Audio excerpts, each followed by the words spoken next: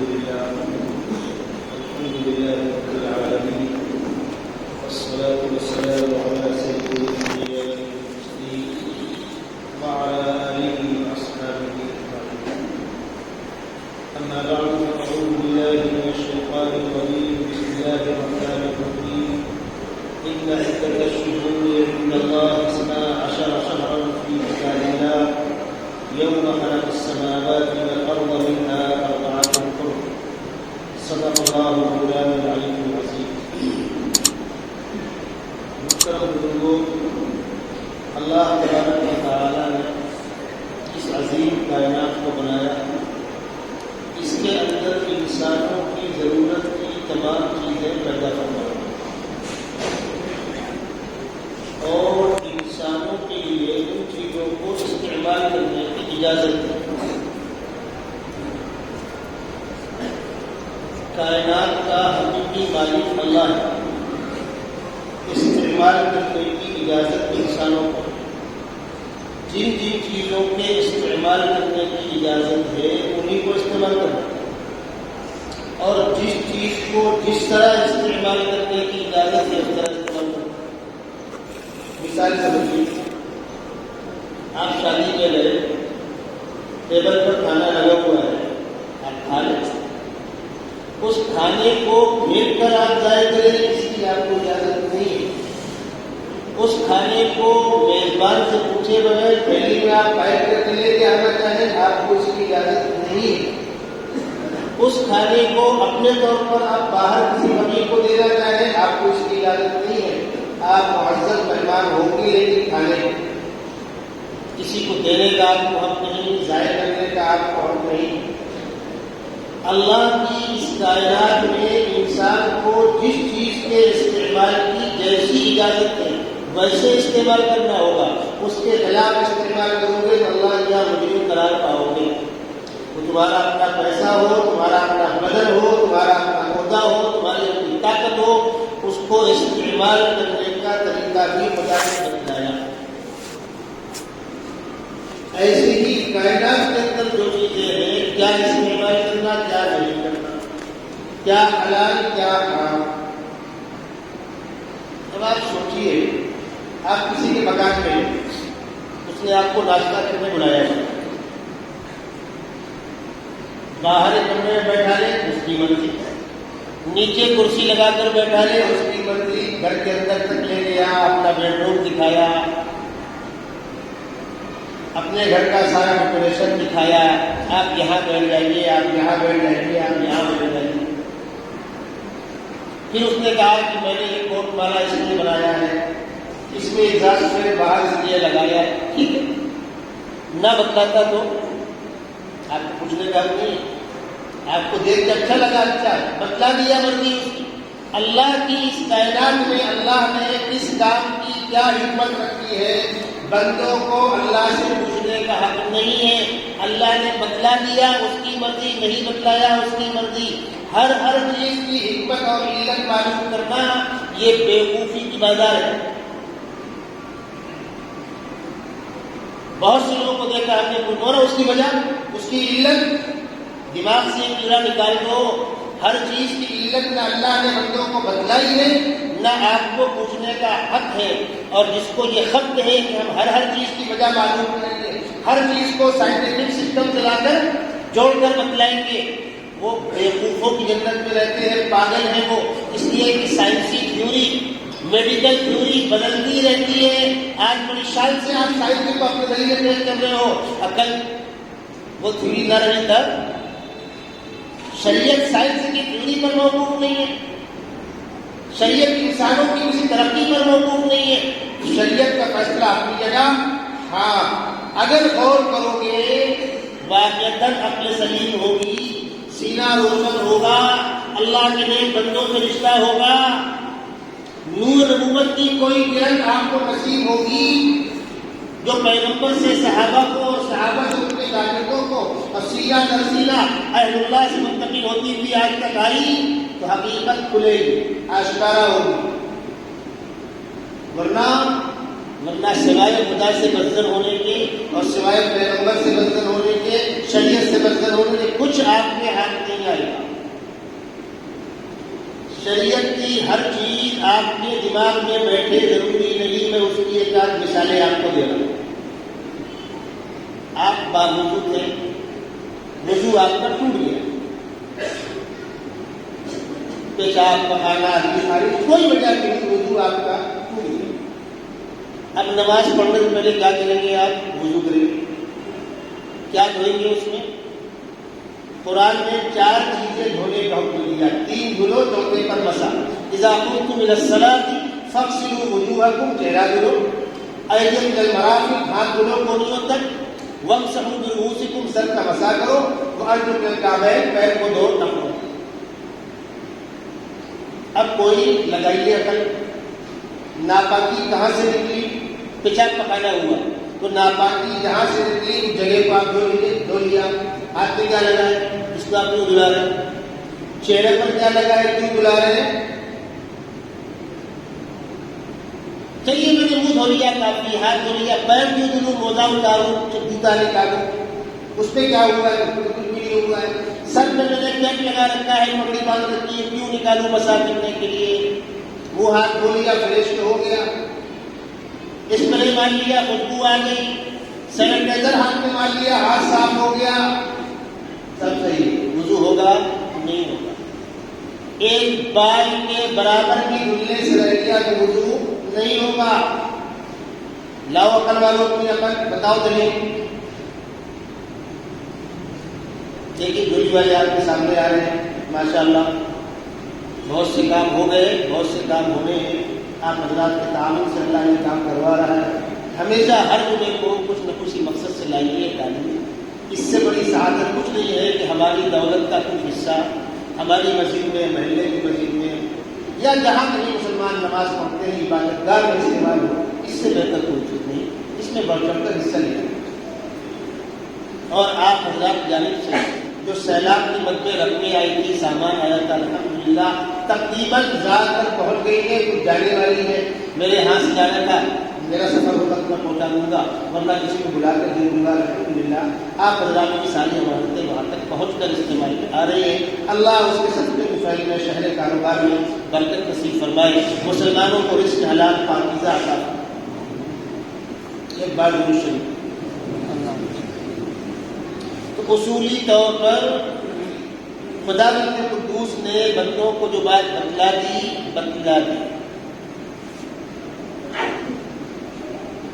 آپ کو واقعہ سناؤں. جب حضرت موسیٰ علیہ السلام اللہ کے حکم سے ایک بندے کے پاس بھیجے, وہ تھے حضرت خضر. موسیٰ علیہ السلام صاحب شریعت پیغمبر ہے, کیا کہیں, لیکن اللہ کے نظام میں جاؤ کو بیمار ہو. ملاقات ہوئی, مذاکرہ ہوا, بعضی باتوں میں اختلاف ہوا, وہ سب داستان لمبی ہے. اس کو دریا کے کنارے حضرت موسیٰ اور خضر بیٹھے ہیں. ایک چڑیا آئی, پیاسی تھی.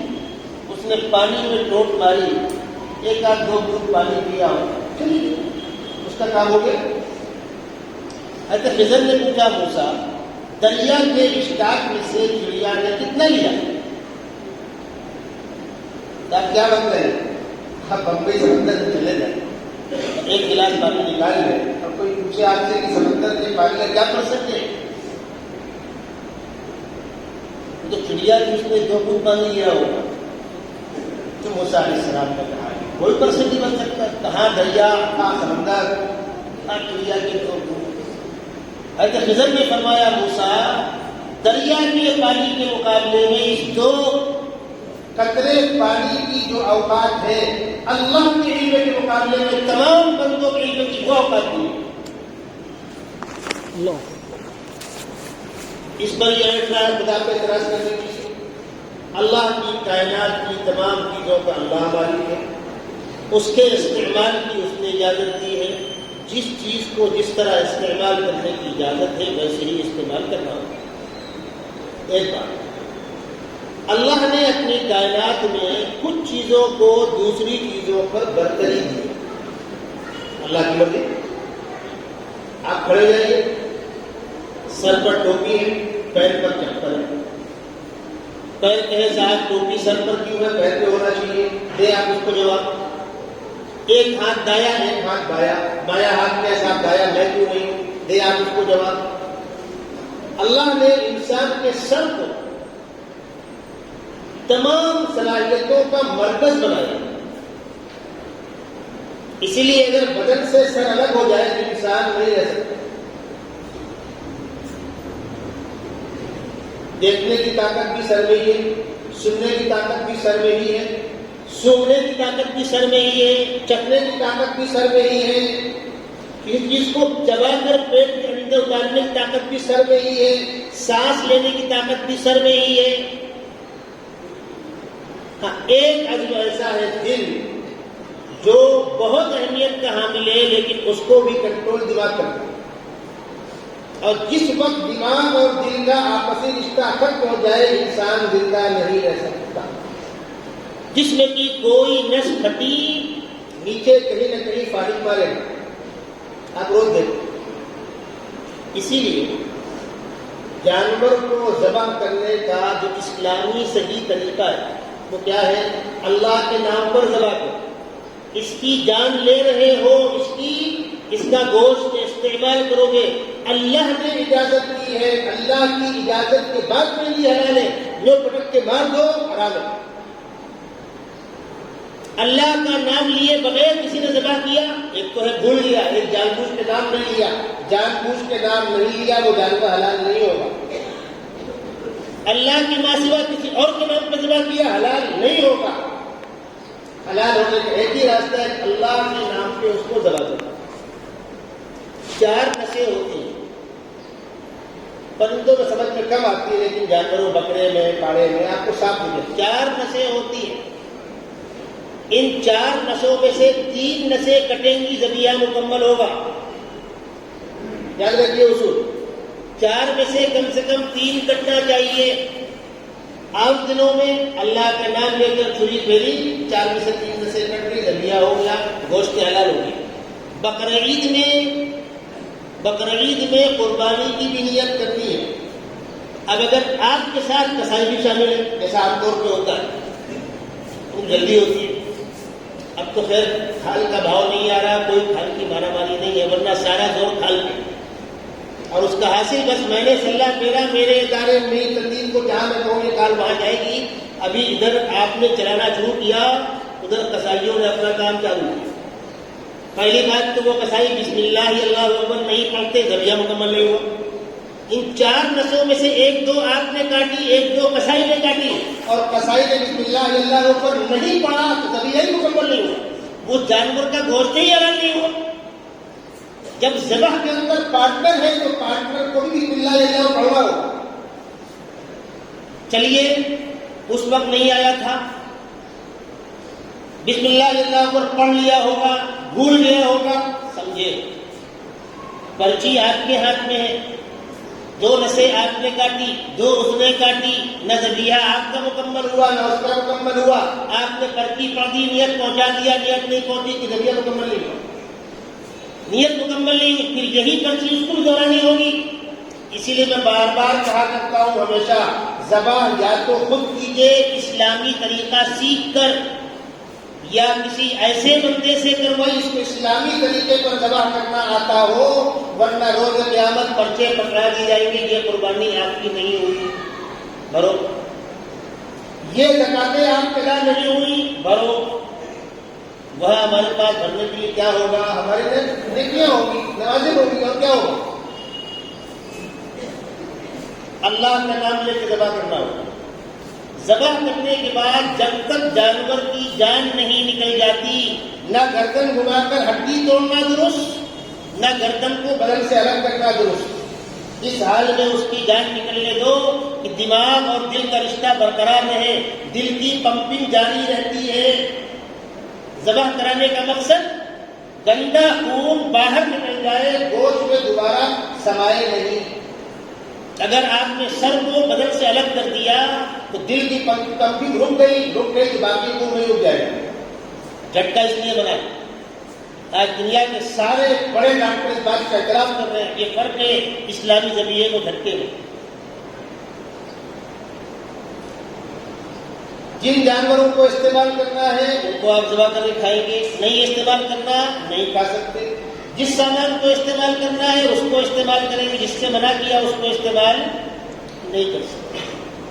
اللہ نے اپنی کائنات میں کچھ چیزوں کو دوسری چیزوں پر برتری دی، جیسے آج جمعہ کا دن ہے، ہفتے کے 7 دن میں جمعہ کا دن عظمت کا حامل ہے، سال کے 12 مہینے میں رمضان کا مہینہ عظمت کا حامل ہے۔ جب سے اللہ نے اس کائنات کو بنایا اور جب سے سورج چاند کی گردش شروع ہوئی، اس لیے کہ وقت اور زمانہ سورج کی گردش کے ساتھ جڑا ہوا، جب قیامت آ جائے گی اور میدان محشر میں دوبارہ ہم آپ جمع ہوں گے، پھر کوئی بوڑھا اور کوئی 100 200 500 سال کا نہیں ہوگا، جو جہاں ہوگا وہی ہوگا، وہی اس کی عمر رہے۔ کیوں؟ اب سورج کا نکلنا ڈوبنا بند، اب زمانہ بند، اب کیلنڈر گھومنا بند۔ خدا قدوس ایک مرتبہ سارے انسانوں کو، بچوں کو بڑا کر کے، بڈھوں کو جوان کر کے، صحت مند کر کے جنت میں داخلہ نصیب فرما دیں گے۔ روشنی ویسی ہوگی جیسے شام کو جب سورج کی تپش کم ہو جاتی ہے تو بھینی بھینی ہوا چلتی ہے، آپ پہلے 5-6 بجے کا وقت، نہ بہت گرمی نہ ٹھنڈک نہ بہت تیز دھوپ نہ ہلکی روشنی، معتدل۔ جنت میں یہ موسم ہوگا، جنت کے کیا کہنے صاحب اس کی۔ یہ زمانہ جو ہے یہ سورج کی گردش کے ساتھ جڑا ہوا ہے۔ اللہ نے جب سے یہ نظام بنایا انسانوں کی پیدائش سے بہت پہلے، جو آیت میں نے آپ کے سامنے پڑھی، قرآن کہتا ہے یوم خلق السماوات والارض، جس دن سے اللہ نے زمین و آسمان کو بنایا، اس دن سے سال کو 12 مہینوں میں بانٹ دیا۔ اس دن سے شریعت محمدیہ سے نہیں، اس دن سے 4 مہینے محترم تھے، ذی قعدہ، ذی الحجہ، محرم اور رجب۔ پچھلی تمام شریعتوں میں یہ 4 مہینے محترم تھے، ذی قعدہ، ذی الحجہ، محرم، لگاتار 3 مہینے، یعنی بقرعید سے 1 مہینہ پہلے بقرعید کا مہینہ، اور جو ابھی چل رہا ہے محرم یہ، اور رجب، رمضان 2 مہینہ پہلے۔ یہ 4 مہینے محترم تھے۔ شریعت محمدیہ کا اصول یہ ہے، اگر کسی چیز سے شریعت نے خاموشی اختیار کی ہے تو آپ پچھلی شریعت کا حوالہ دے کر یہاں استدلال نہیں کر سکتے۔ اصول کان کھول کے آپ سن لیں، اگر کسی چیز سے شریعت محمدیہ نے خاموشی اختیار کی ہے، قرآن و سنت میں اس کا حوالہ نہیں ہے، تو آپ پچھلی شریعت کا واقعہ نقل کر کے امت محمدیہ میں استدلال نہیں کر سکتے، کیا تو غلط۔ پچھلی شریعتوں کی جن باتوں کا تذکرہ شریعت محمدیہ میں ہے، تذکرہ ہو گیا، جواز کی حد تک ثبوت مل گیا، مزید تاکید ہو گئی، الگ سے والی ہو گئی۔ جیسے پچھلی شریعت میں قربانی تھی، شریعت محمدیہ میں اس کو دوہرا کر تاکید کر دی گئی، قربانی کرو۔ صحابہ نے پوچھا کیا ہے یہ؟ آپ نے فرمایا سنت ابیکم ابراہیم، تمہارے دادا ابراہیم علیہ السلام کی اس قربانی کی نقل ہے، تم بھی قربانی کرو۔ اور جو آدمی صاحب حیثیت ہو کر قربانی نہ کرے، لاپرواہی کی بنیاد پر پیسہ خرچہ ہو جائے گا، صاحب کہاں سے لاؤ، لگتا ہے رات میں سویا صبح غریب کو معلوم پڑا کر بقرعید، اس کو پتہ ہی نہیں بقرعید آ رہی ہے۔ یہ سوال لوگ کرتے ہیں، مولانا زکات کا والے پیسہ نہیں ہے، آج معلوم پڑا ہے، قربانی کہاں کرے پیسہ نہیں ہے، آج معلوم پڑا ہے۔ اگر فکر ہوتی تو انتظام کرتے۔ ارے ملک جانا ہے، کرائے کے پیسے ہو نہ ہو، جاتے ہو، کیسے جاتے ہو، آج پتہ ہے کیسے جاتے ہو۔ کھانا کھانا ہے تو کھانا ہے، پیسے ہو نہ ہو، اپنا کھاؤ یا مانگ کر کھاؤ، کھاتے ہیں۔ شادی ہے تو ہے، اچھے سے کریں کہ ہلکے میں کریں، کرتے ہیں۔ شریعت کے حکم میں ہے، اس میں یہ کہنا کہ صاحب کیا کروں نہیں ہے، غلط ہے۔ اللہ کے نبی صلی اللہ علیہ وسلم فرمایا، جس کو اللہ نے قربانی کے لائق بنایا اور قربانی نہ کرے، اس سے کہہ دو ہماری عیدگاہ میں نماز کے لیے نہ آئے، ہمارے سماج سے باہر ہے۔ اب اس کی بنیاد پر فقہاء نے کیا حکم نکالا؟ واجب ہے، نہ کرنے والا گنہگار ہوگا۔ سیدنا ابراہیم علیہ السلام کی زوجہ محترمہ اپنے بیٹے کے لیے پانی اور دانہ تلاش کرنے کے لیے صفا مروہ پہاڑی پر 7 راؤنڈ چلی تھی. شریعت محمدیہ نے اس کا تذکرہ احترام کے ساتھ کیا اور امت محمدیہ کو وہ رکن دے دیا. اب اس کے بغیر نہیں ہوگا. ابراہیم علیہ السلام کو شیطان بہکانے آیا, بیٹے کو ذبح مت کرو. کئی بیٹے کو ذبح کرتے ہیں کیا؟ مینا کے میدان میں کھڑے ہیں, وہاں کی مٹی کنکریلی تھی, اٹھا کر کنکر پھینک کے مارا, بھاگا کرنا. پھر سمجھانے آیا, پھر مارا, پھر سمجھانے آیا, پھر مارا. 3 مقامات پر انہوں نے شیطان پر کڑی ماری تھی. شریعت محمدیہ میں اس چیز کو تاکید کے ساتھ دے دیا گیا, حج کا رکن ہو گیا. یہ میں نے آپ کو مثال دی. اور اگر ہماری شریعت میں اس کا تذکرہ نہیں ہے, میں دوبارہ کہہ رہا ہوں, دونوں کان کھول کے سن لیجیے, یہ گمراہی کا بہت بڑا دروازہ ہے.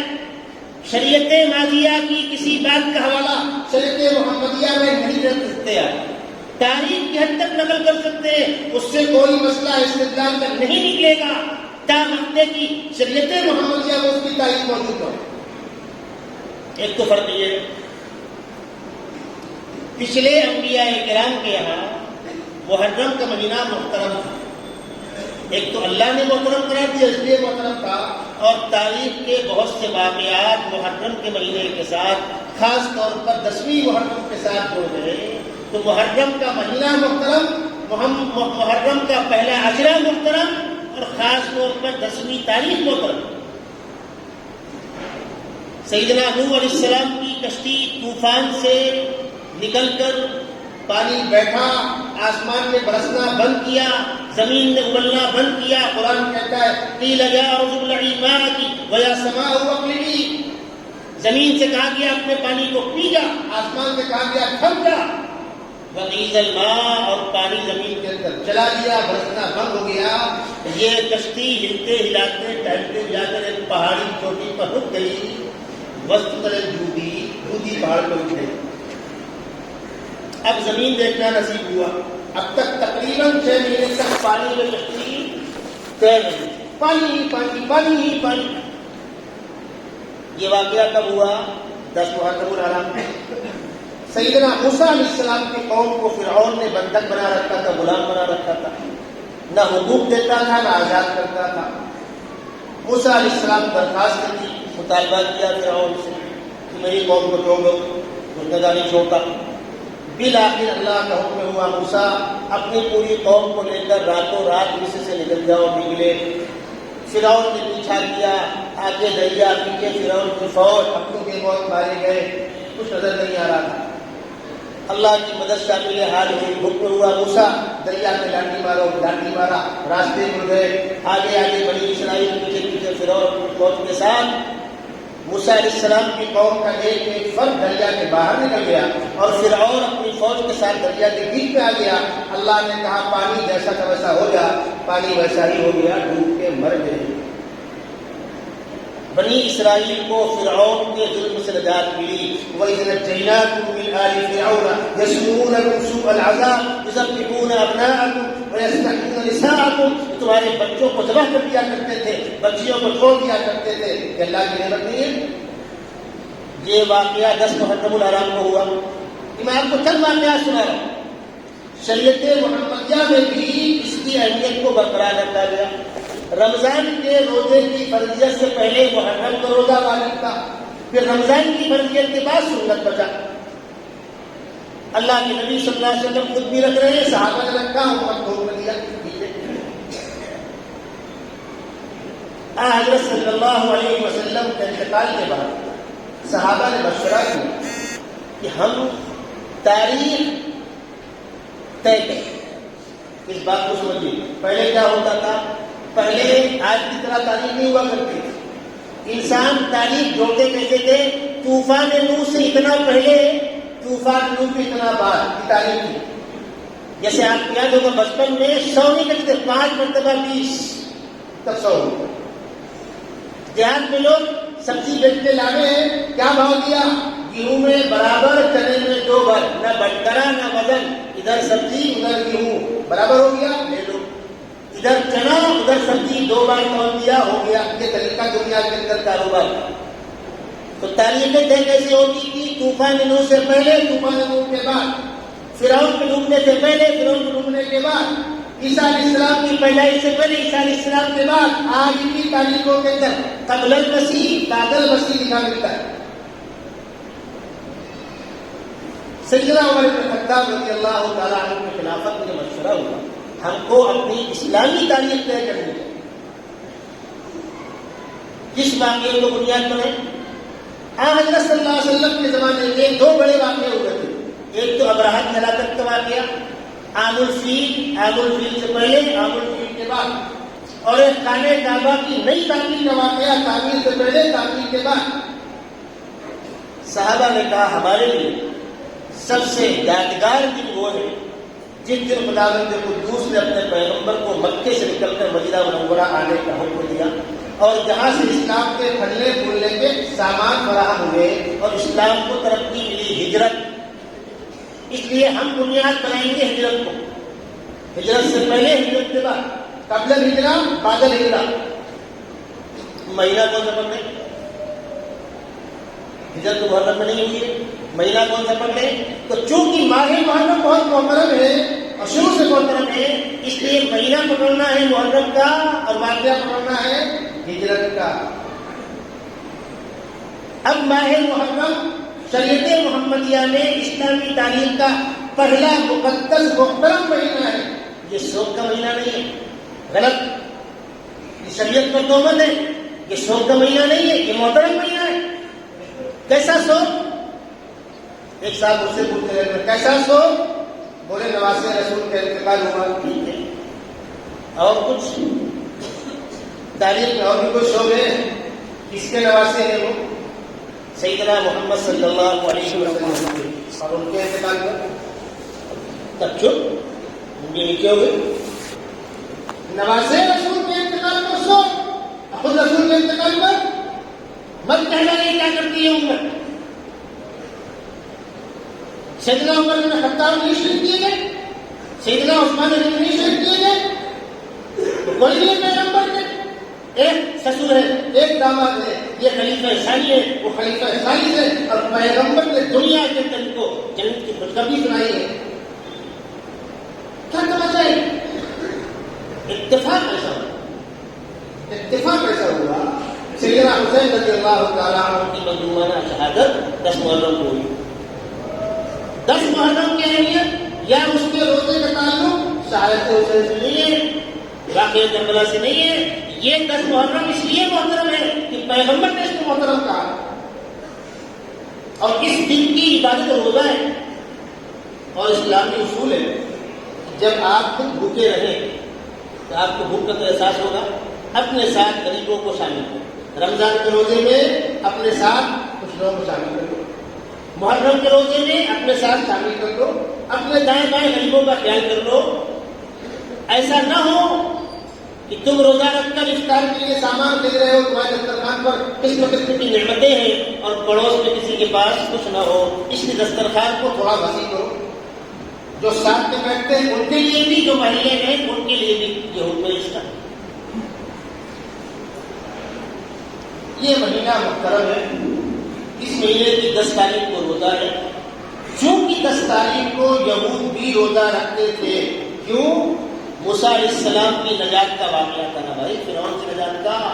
یہودی قوم اس کو اپنے لیے بہت بڑی کامیابی شمار کرتی تھی. جب اللہ کے نبی صلی اللہ علیہ وسلم مکے سے مدینہ منورہ آئے اور یہاں یہودیوں کو یہ عمل کرتے ہوئے دیکھا تو آپ نے فرمایا کہ اب ہم ایک دن آگے یا پیچھے ملا لیں گے. 10 کے ساتھ 9 ملا لو یا 11 ملا لو تاکہ بعینی مشابہت نہ ہو. حالانکہ اب تو یہود وہ بھی نہیں کرتے لیکن کرتے تھے. اس لیے 10 کے ساتھ 9، 9 10 یا 10 11 یہ اس کا مستحب بہتر طریقہ. یہ روزہ اصل نفل ہے، پیغمبر علیہ السلام کے عمل کی اتباع ہے. آپ کسی بھی نفل روزے میں، عید کے بعد کے روزے ہو، عرفے کا روزہ ہو، محرم کا ہو، جمعرات کا، کوئی بھی کسی بھی نفل روزے میں اگر آپ قضا کی نیت کرتے ہیں تو اس تاریخ میں رکھنے کی بنیاد پر وہ فضیلت تو ملے گی. 9 10 محرم میں رکھنے کی بنیاد پر وہ فضیلت تو ملے گی، قضا بھی آپ کی بڑھ جائے گی. قضا بھی ادا ہو جائے. بعض لوگ پوچھتے ایک بات تو مجھے آپ سے کہنی ہے، یہ مہینہ اگست کا مہینہ ہے، 15 اگست ملک کی تعلیم آزادی کی تعلیم یہ موقع نہیں ہے، نہ ملک کے ایسے حالات ہیں، لیکن مسلمانوں کو ایک پیغام دینا ہے. اس ملک میں مسلمان جب سے آیا الحمدللہ دین و ایمان پر جم کر استقامت کے ساتھ اپنے کام میں لگا، مزدوری کی، کاروبار کیا، ملازمت کی، لیکن پہلے مسلمان بعد میں کچھ. پہلے بہت تھوڑے تھے، پھر زیادہ ہوئے، پھر یہاں کے لوگوں نے حکومت حوالے کر دی، حکومتیں کی لوگوں نے. مسلم بادشاہوں کے دور میں خاص طور پر اورنگزیب عالمگیر رحمۃ اللہ علیہ کے زمانے میں ہندوستان کی GDP 30 کے آس پاس تھی، آج 7 سے گھٹ کر کے 4 پہ آ گئی. کانگریس دور حکومت میں، منموہن سنگھ دور حکومت میں 7 کے اوپر تھی، اور ان شریفوں کے دور حکومت پوچھی کیا ہوا. اس وقت دنیا میں ہندوستان مالدار ترین ملک شمار ہوتا تھا، سونے کی چڑیا کہلاتا تھا. مسلم بادشاہوں کے عروج کے دور حکومتیں گئی، حالات ہوئے، انگریز آئے، ان کا کچھ دور ہوا، ملک آزاد ہوا، بدقسمتی سے بٹوارا ہو گیا وغیرہ وغیرہ. اس کی ساری زندگی ہمارے ساتھ تانے آج تک ہمارے ظلموں کو. ہمیں کیا کرنا؟ آج ہمارے بچے بے قابو، ہماری بچیاں بے قابو. نئی نسل کو دین سے قریب کرنا، دینی تعلیم سے آشنا کرانا. یہ ہمارا کاروبار، یہ ہماری پراپرٹیاں، یہ ہمارے مکانات، ہمارے کارخانے، اس وقت آخری وقت آئے گا آج بلاتے ہوئے. اس کے لیے جو بچیں گے وہ عیش کریں گے، پلٹ کر پوچھنے کی توفیق ہوگی اخبار میں کل کو نہیں تھا یا میرے بات پر قبر میں فرشتے کیا سلوک کر رہے ہوں گے، کسی کو توفیق ہوتی ہے یا ماشاء اللہ. اپنی اپنی خیر بنانا ہے، اپنی فکر کیجیے. اپنی آمد کے بنانے کے لیے کیا کرنا ہے وہ کیجیے. نئی نسل کو دین سے آشنا کرائیے. ضرورت پڑے مستورات کو اور نوجوان بچیوں کو جمع کرتے ہیں الگ الگ علاقوں میں. اسلام کی عظمت، دنیا کی بے ثباتی، موت، آخرت، جنت، جہنم، اس سے واقف کرا کر ان کے اندر دینی جذبہ اور اہمیت پیدا کرتی ہے. زندگی ہوا میں اڑ رہی ہے، جب تک باطن روشن نہیں ہوگا اور باطن مضبوط نہیں ہوگا، نہ نگاہیں محفوظ ہیں اور نہ زبان کٹھارے سے محفوظ ہے. حلال و حرام کی پرواہ بھی نہیں ہوگی. اخبارات میں بہت خبریں آتی ہیں، واٹس ایپ پہ چلتا ہے، سب پریشان ہیں، بے قرار ہیں. یا اللہ کیا کرنا؟ جو ہمارے بس میں ہے وہ کرنا. بڑی بڑی بلڈنگوں میں جہاں نیچے پارکنگ کی جگہ ہے، 150 مستورات جمع ہونے کو تیار ہیں. محلے کے ساتھ فکر کر لیں، ہم لوگ کو اطلاع کریں، میں رہوں گا، میں آ جاؤں گا، دیگر جمع ہوں گے وہ آ جائیں گے. مختصر سی بات، لمبی بات نہیں. 1 گھنٹے کے اندر سب ہو جانا چاہیے. مستورات کا کوئی پروگرام لمبا نہیں ہونا چاہیے. تھوڑا سا کس حال میں آئی ہوگی، بچہ سوتا چھوڑ کے آئی ہوگی، گھر کے مسائل ہوتے ہیں، بالکل نہیں. اسی لیے ہمارے یہاں جماعت میں اجتماع اس کا خاص خیال رکھا جاتا ہے. دعا ہوئی کرو. ایسا نہ ہو کہ بہو صاحبہ یہاں گپا مار رہی ہو، ساس صاحب کا منہ کھلا ہو، گھروں میں اختلافات پیدا ہو، کچھ حاصل نہیں، کم سے کم وقت میں. لیکن آدھا گھنٹہ، 35 منٹ، 40 منٹ کی مجلس کرتے ہیں، اس کے اندر کم سے اندر دنیا کی بے ثباتی، آخرت کی یاد تازہ کریں، دین و ایمان کی اہمیت. اگر کسی مسلمان لڑکی نے غیر مسلم کے ساتھ زندگی گزاری، ایک ایک لمحہ آرام میں گزرے گا. کیا ہوگا اس کا کیا؟ کسی مسلم لڑکے نے غیر مسلم لڑکی کو ساتھ میں رکھا ہوا ہے، حرام کاری ہو رہی ہے، کسی کی زبان کھلے نہ کھلے دنیا کو معزز کرتی ہوگی، جہنم کا ادھر ہے، کوئی نہیں، قطعاً کوئی گنجائش نہیں ہے. دونوں کا مسلمان ہونا شرط ہے، اور نکاح کے برقرار رہنے کے لیے دونوں کا مسلمان برقرار رہنا شرط ہے. نکاح کے وقت کوئی ایک اسلام سے باہر نکاح نہیں ہوگا، اور بعد میں کوئی ایک بھی ایک لمحے کے لیے باہر ہوا تو نکاح ٹوٹا. اسی بنیاد پر کوئی ایسا عمل جس کا کفر ہونا یقینی ہو، اس کی بنیاد پر نکاح کے ٹوٹنے کا فتویٰ لگتا ہے. نکاح ہوتے وقت مسلمان ہونا شرط، اور نکاح کے باقی رہنے کے لیے اسلام پر باقی رہنا شرط. آج ایک چھوٹا سا پروگرام مدرسہ دینیات میں، میں آپ کو دعوت نہیں دے رہا ہوں، دور کا علاقہ ہے، نہ بڑا پروگرام کرنا ہے، اشارہ کرنا. الگ الگ علاقوں میں علماء توجہ دیں، جیسا ممکن ہو، جو مناسب ہو. کبھی کبھی بچوں کی ماؤں کو بلا کر، چھوٹے بچوں کے پیرنٹ کو بلا کر مردوں کو الگ بیٹھا کر، مستورات کو الگ بیٹھا کر، یا میچ میں وہ سسٹم بنا کر آواز یہاں بھی جائے وہاں بھی جائے، ان کو سمجھایا جائے۔ حکومتوں کو کوسنے سے کچھ حاصل نہیں ہونے والا، ان سے آپ کوئی خیر مت نہ کریں، فیصلوں کا زمانہ ہے، صرف اسی طرح کی اسلامک ویڈیو پانے کے لیے ہمارے چینل کو سبسکرائب کریں۔ جزاک اللہ خیرہ۔